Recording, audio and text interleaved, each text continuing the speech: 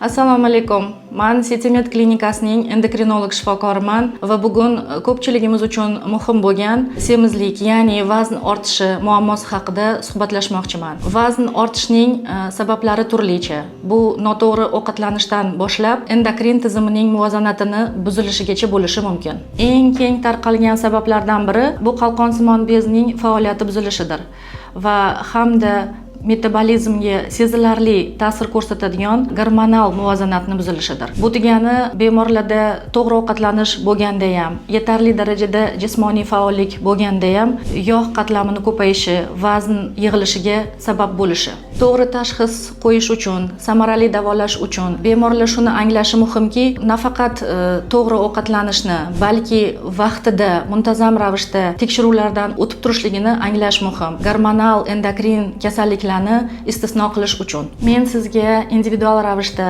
vazn yig'ilishi nimadan bo'layotganligini, sabablarini topishga, tushuntirishga harakat qilaman. Bizning klinikamizga tashrif buyuring, murojaat qiling va o'zingizga bo'lgan ishonchni qaytarishga, sog'lig'ingizni yaxshilash yo'lida birga ishlaymiz.